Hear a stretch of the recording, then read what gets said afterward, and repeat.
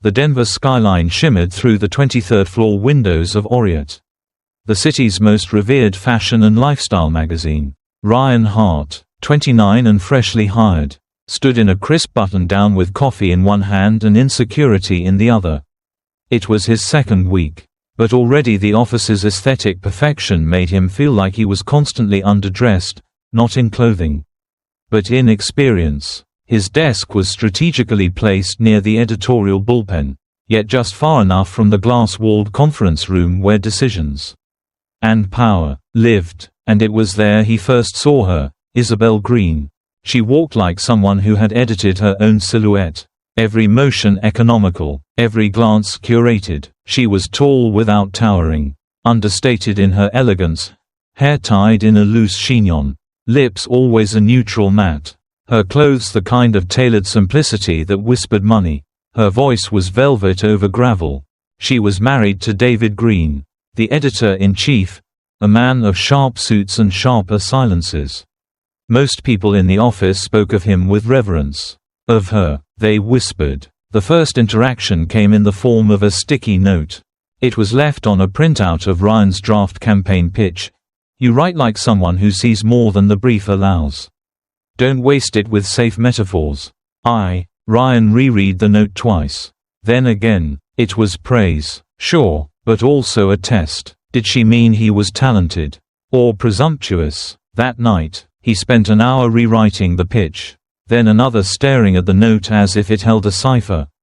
Over the following week, the notes became emails, always short, always sent late, 10:48 p.m., 11:22 p.m.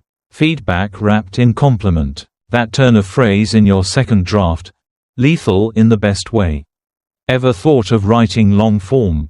You've got the pulse. People like you shouldn't hide in bullet points. Ryan felt seen, in a way no one had made him feel before. Not just as an employee, but as someone with potential. Isabel didn't flatter. She identified. And that felt addictive. One Friday, she invited him to sit in on a closed-door brainstorm session. There were only 5 chairs. She made sure he had one. After the meeting, while others filed out, she lingered. "You're adapting quickly," she said, standing closer than necessary. "I like people who don't need a map." Ryan chuckled nervously. "Sometimes I feel like I'm just guessing well. So do the best of us. The trick is never admitting it."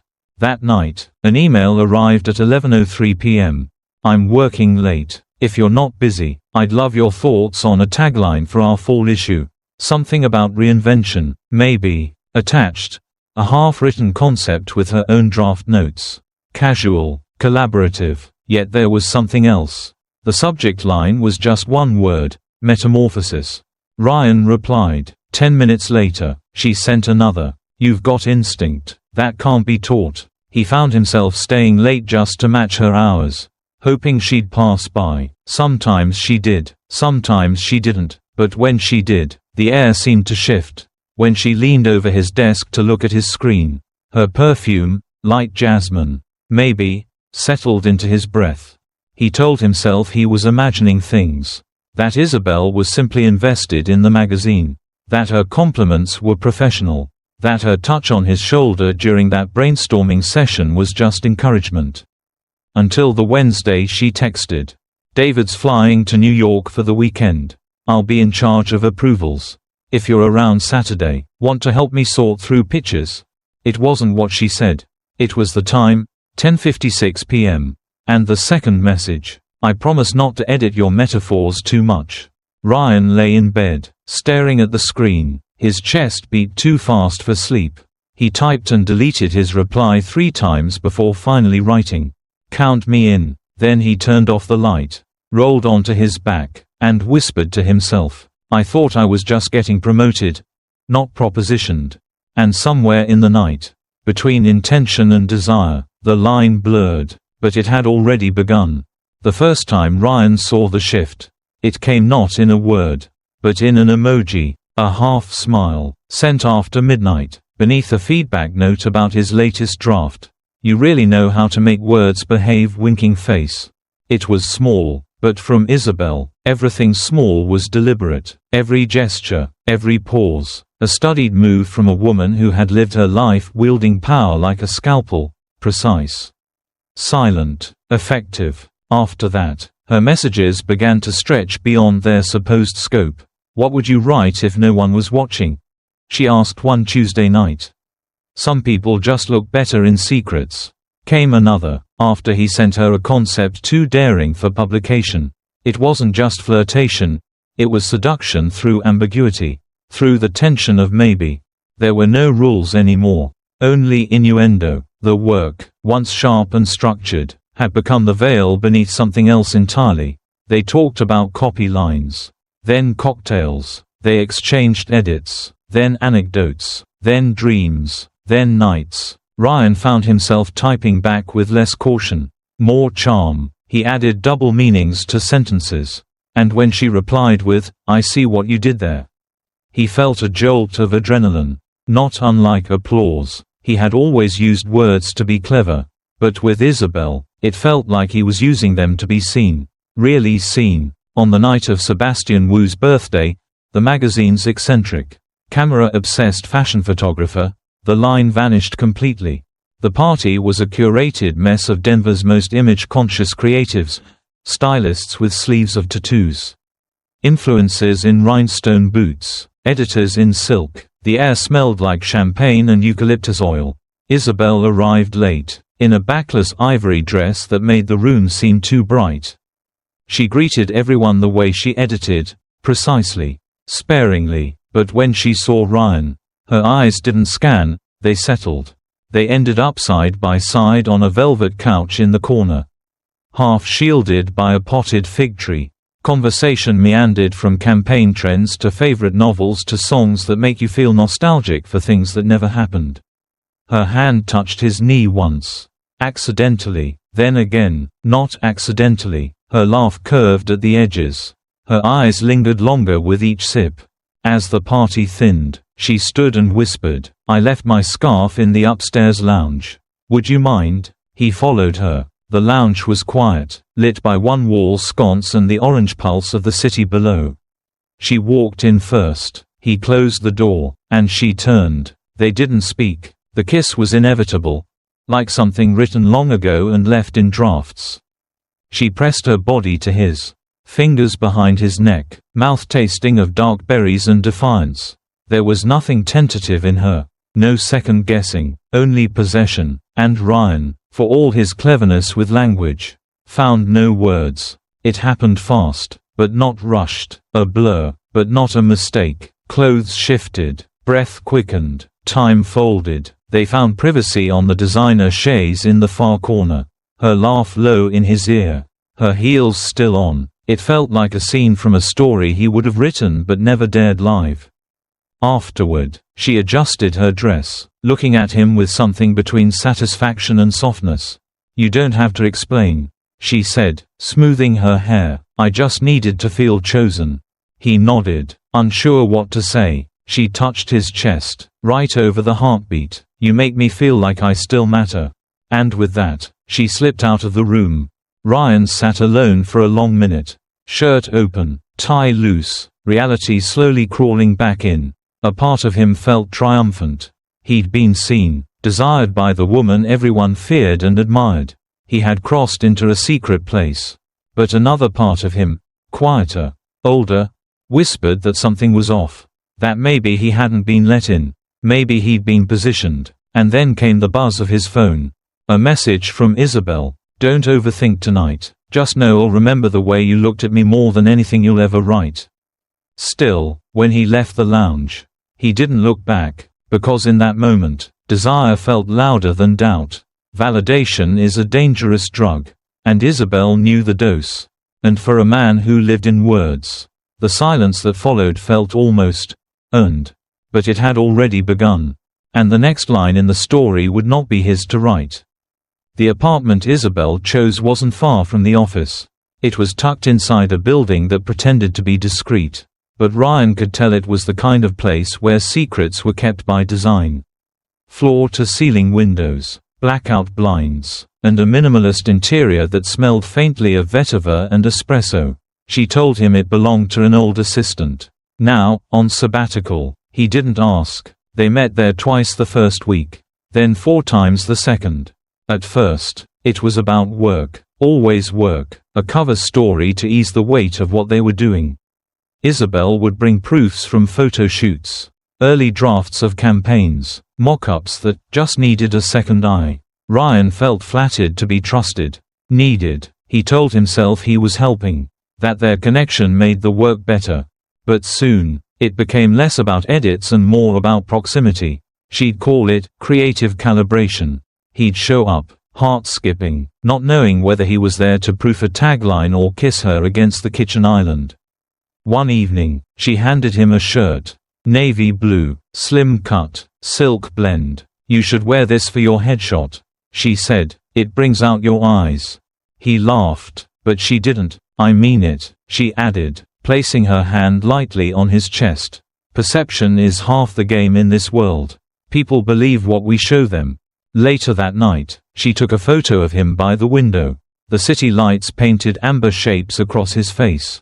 She adjusted his collar, tousled his hair slightly, then framed the shot. "LinkedIn will eat this up," she murmured, but Ryan noticed she saved it not to his email, but to a folder on her device. He didn't ask. Again. By week 3, Ryan was slipping at work. He missed a copy deadline, misattributed a quote in a product launch. Isabel smoothed it over with editorial. She always did. Her words were calm, confident. She made problems disappear with a glance. No one asked questions. Until someone did. A stylist named Amy, no older than 23 and painfully observant, caught Ryan in the break room. Her tone was friendly, but her words were a scalpel. "Just be careful," she said, sipping oat milk from a glass bottle. Isabel once mentored a guy from production. He ended up freelance blogging about streetwear in Oregon. Ryan laughed it off, a nervous, brittle sound, but the seed was planted. Later that night, he opened Isabel's laptop while she was in the shower. She had asked him to check a file for a campaign deck. He found it. Then he found something else. A folder, nested 3 layers deep. Strategy_photos_final.psd. Inside were images. Some were from their shoots. Others were not. Private photos. Him half-dressed, her looking straight into the camera. Expression unreadable. A few were clearly candid. Others had the polished light and angle of intentionality. His breath caught. When she returned, towel wrapped around her like a column of ivory. He didn't know how to begin. "You took pictures," he said, flat. She didn't flinch, just walked past him, opened the wine. "Sometimes," she said, pouring 2 glasses. "Insurance is the only way to stay safe." "From what?" She smiled, and that smile was worse than any answer. "You ask too many questions for someone who once wrote a whole campaign about trusting your instincts." That night, they didn't make love. They didn't even touch. Ryan left before midnight, the silence between them stretching like a taut wire. On his walk home, he kept seeing the folder name flash behind his eyes. Strategy, photos, final. He was no longer just being seen. He was being kept. And in a world of words, images were permanent. He couldn't shake the feeling that she had written this script long before he ever entered the frame. The email arrived on a Wednesday morning, tucked between client briefs and monthly performance reports. No sender name, just an anonymous string of characters.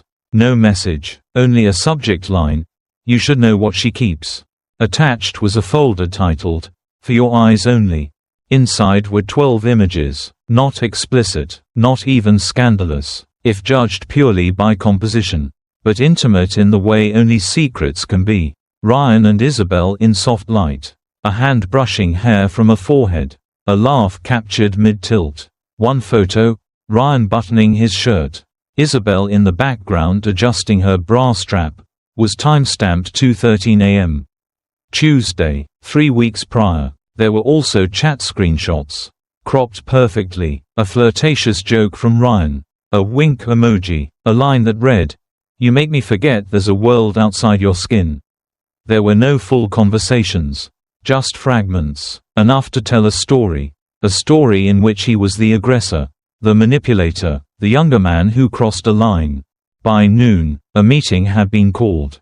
He sat in the editorial boardroom.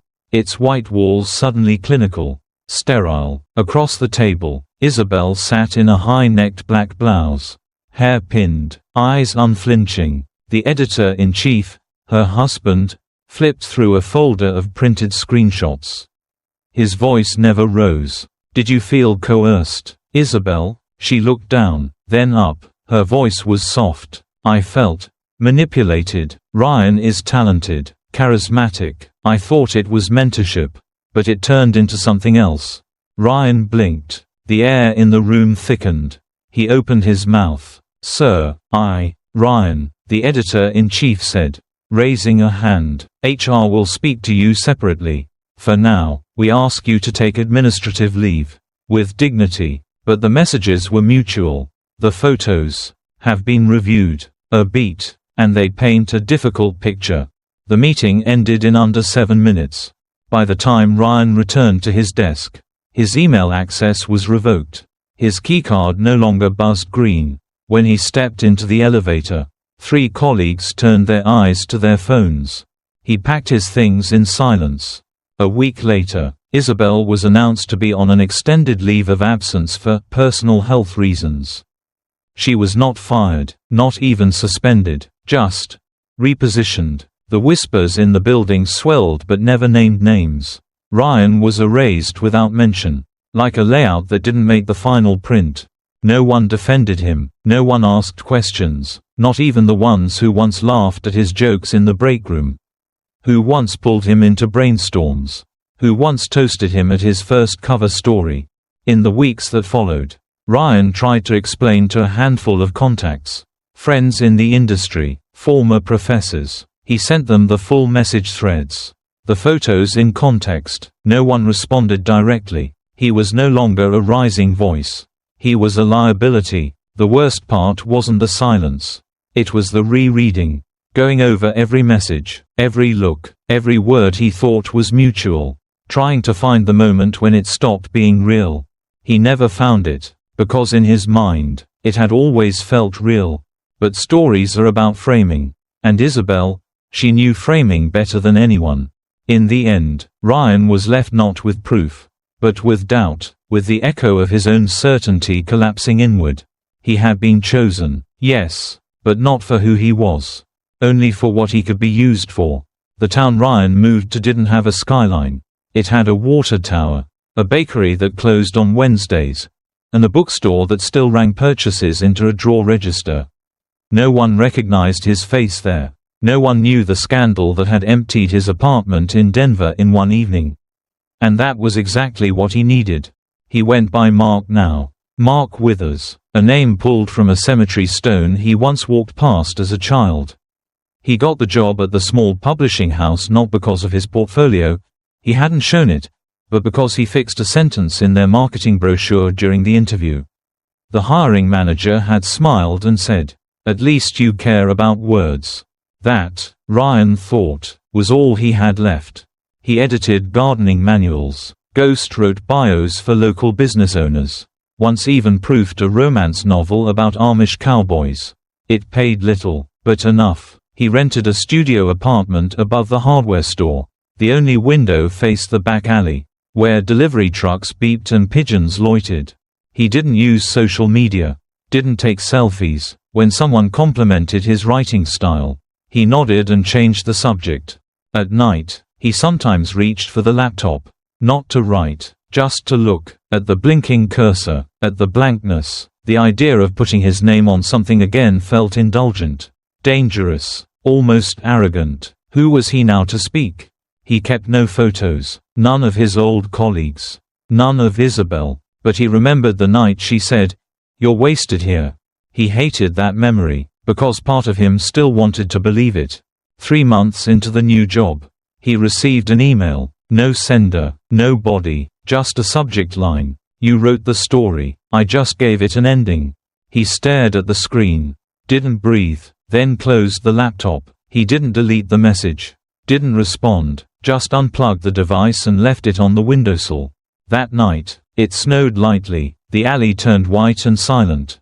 He sat at his desk, a yellow legal pad before him, pen uncapped. He wanted to write something, anything, but the page remained empty, because the words that once poured from him, that once felt like oxygen, now felt like fingerprints at a crime scene. Every sentence came with the fear of being misunderstood, misused, weaponized. He folded the page in half, then again, and again, until it was the size of a matchbox. He didn't throw it away, just slipped it in the back of a drawer, the place where things went when you weren't sure if they were worth keeping.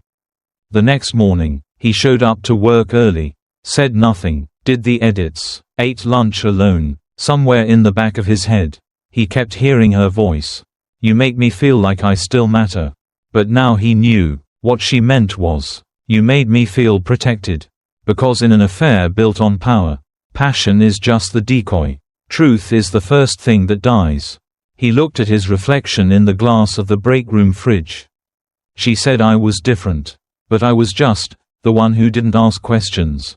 And when you stop asking questions, you become the easiest thing to break. A man with a story he can never tell.